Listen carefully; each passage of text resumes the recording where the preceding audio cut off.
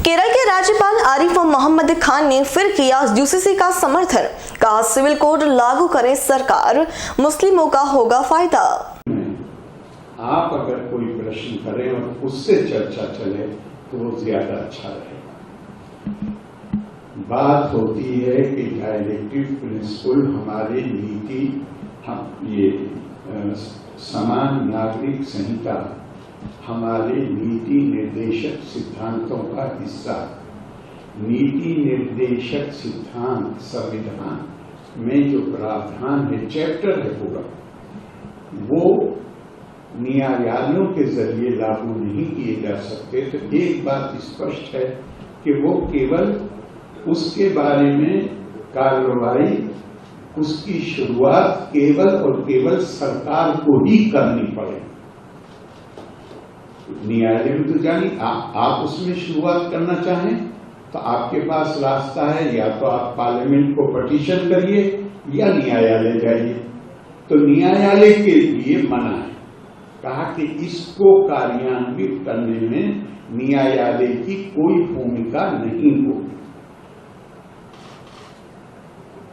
Article 44 कहता है कि राज्य का, सरकार ने शब्द प्रयोग किया है, राज्य का ये कर्तव्य होगा कि वो पूरे देश के लिए through out the territory of India वो एक समान नागरिक संहिता सुनिश्चित करे।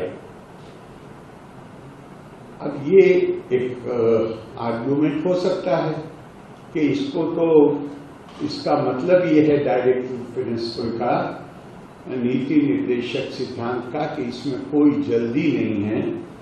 और ये जब वातावरण बन जाए, जब किसी भी प्रकार का विरोध ना हो, तब इसके लिए पहल की जाती है, दलील दी जा सकती है। लेकिन मेरी समझ से, और ये मैं आज नहीं कह रहा हूं, मैं बहुत पहले से कह रहा हूं कि आर्टिकल 44 भले डायरेक्टिव प्रिंसिपल हो और भले ये निर्देश हो संविधान का सरकार को कि ये सिद्धांत देश का शासन चलाने में इनकी प्रमुखता होगी, प्राथमिकता होगी, और कोई भी विधि बनाते समय सरकार को बल्कि इन सिद्धांतों को विधि का रूप देने की जिम्मेदारी सरकार की हो, राज्य की हो। मगर मुझे इससे ज्यादा महत्वपूर्ण कुछ और नजर आता है। जरा कल्पना कीजिए जो आज की स्थिति ये है कि मैं या आप में से कोई भी, हम अदालत जाते हैं तो ये फैमिली मैटर्स जो हैं, इसकी शुरुआत लोअर कोर्ट से होती है। एक यंग मजिस्ट्रेट वहां पे होता है, चाहे महिला हो चाहे पुरुष हो। अब पहला सवाल, हमारा जो लॉ है उसमें है, वो कोडिफाइड लॉ नहीं है, संहिताबद्ध नहीं है, वो केवल घोषणात्मक है। ये शादी ब्याह, विरासत, एडॉप्शन, ये चीजें धार्मिक कानून के तहत तय होंगी। धार्मिक कानून क्या है? अंग्रेज ने हाथ खड़े कर दिए, उसने कहा ये हम नहीं बताएंगे, क्योंकि मुसलमानों में खुद ही सहमति नहीं है, उनमें आपस में इतनी सीरियस मतभेद हैं कि अगर हम कानून बनाने की कोशिश करते हैं तो हमारे ऊपर यह आरोप लगेगा कि हमने जो 6 स्कूल ऑफ ज्यूरिस्प्रूडेंस हैं, 6 संप्रदाय हैं, हमने इसका कर दें या इसका कर दें। उन्होंने कहा मोटी सी एक बात करते हैं, जो जिस संप्रदाय से ताल्लुक रखता है उस संप्रदाय का कानून उसके ऊपर लागू कर दिया जाएगा। अब इसका नतीजा क्या है? मैं अदालत जाऊं, पहले कोर्ट मुझसे पूछेगा कि आपका धर्म क्या है, फिर पूछेगा अच्छा ठीक है आप मुस्लिम हैं, अब ये बताइए आप हनफी हैं, क्या आप शाफई हैं, क्या आप मालिकी हैं, क्या आप हम्बली हैं, क्या आप जाफरी हैं। 6 स्कूल तो अकेले सुन्नियों में, 3 शिया स्कूल।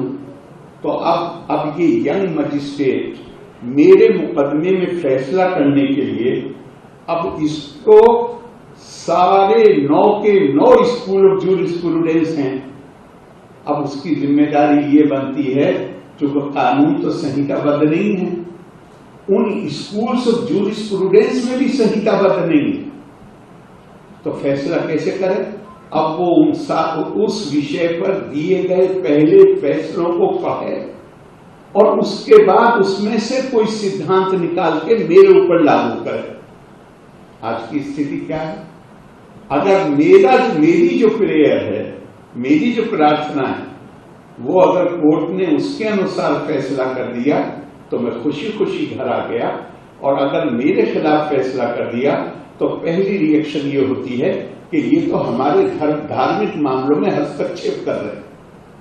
यह अकेले शाहबानों का किस्सा नहीं है, वो तो बढ़ गया था, रोज ये किस्सा होता।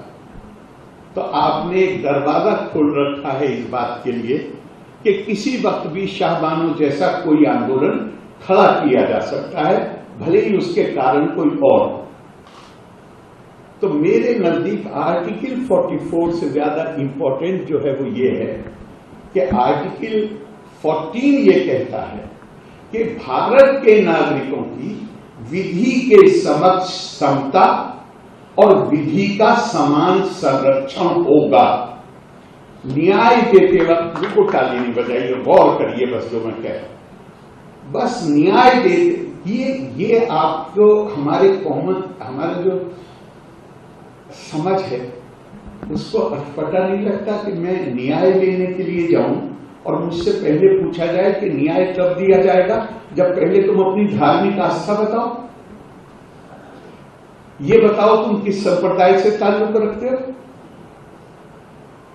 तो ये विधि के समक्ष समानता है, ये विधि की का समान संरक्षण प्राप्त है नहीं।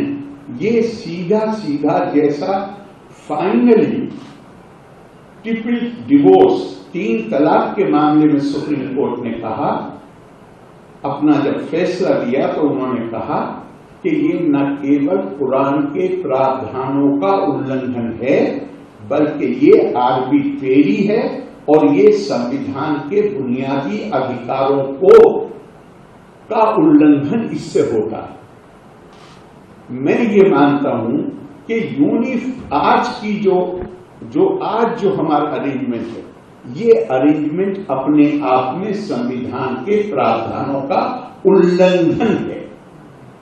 2 महिलाएं कोर्ट जाती हैं, दोनों को एक ही तरह के केस में, दोनों को अलग अलग न्याय है। क्यों? क्योंकि दोनों अलग अलग धार्मिक संप्रदायों से संबंध रखते हैं। आज के दौर में आप इसे कैसे स्वीकार कर सकते हैं? दूसरी बात, ये विजय भाई थोड़ा सा उसे फिर पढ़िएगा, गुरुमूर्ति जी का आर्टिकल मैंने नहीं देखा है अभी, मैं भी पढ़ूंगा। 1937 से पहले प्रश्न जो बुनियादी है वो है जो आपने उठाया कि 1937 से पहले कम से कम अंग्रेजों के आने से पहले, अगर मैं उसे कम भी करूं तो 600 से ज्यादा साल दिल्ली पर, और दिल्ली की हुकूमत भारत के ज्यादातर हिस्सों तक पहुंची हुई, पूरे भारत में नहीं थी लेकिन ज्यादातर हिस्सों तक पहुंची हुई। मुसलमान शासक थे। उन 600 सालों में कभी किसी को ख्याल नहीं आया कि इस्लाम को प्रैक्टिस करने के लिए पर्सनल लॉ को लागू किया जाना जरूरी। मैं आपको अभी का बताता हूं, 2 महीने पहले की बात। केरला असेंबली के स्पीकर मुस्लिम, उनका एक दिन फोन आया मुझे, हमारे परिवार के लोग कासरगोड से आए हुए हैं, आपसे मिलना चाहते हैं, आ जाइए। चाय पीते हुए उनकी पत्नी जो शिक्षक है वो बड़े गर्व की भावना के साथ कहती है, आज 1937 से पहले नहीं, आज अभी 2 महीने पहले, वो बड़े गर्व से कहती है अपने पति की तरफ इशारा करके, ये मेरे घर पे रहते हैं, मैं इनके घर पे नहीं रहती। क्यों? क्योंकि केरला में मात्र प्रधान समाज था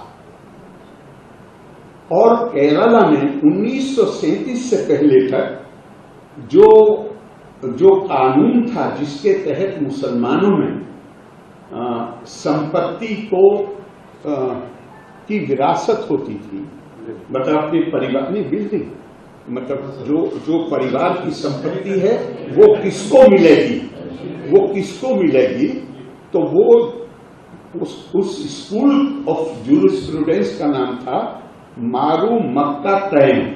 यहाँ केरला से अगर कोई हो तो वो इसको पुष्टि कर सकते हैं। मारू मक्का तयम, मुसलमानों में जो कानून लागू था उसका नाम था मारू मक्का तयम। और ये मारू मक्का तयम के तहत बेटे को संपत्ति में कोई हिस्सा होता ही नहीं था। तो मैंने किसी से पूछा, मैंने कहा फिर ये सब के सब तो आप डिक्लेयर करोगे ना कि चूंकि ये आपके 1937 में अंग्रेज ने हमें बताया कि मुसलमान बनने के लिए पर्सनल लॉ लागू करना जरूरी है, तो इससे पहले और आप ये कहते हो कि ये कानून इस्लाम अगर आप मानते हो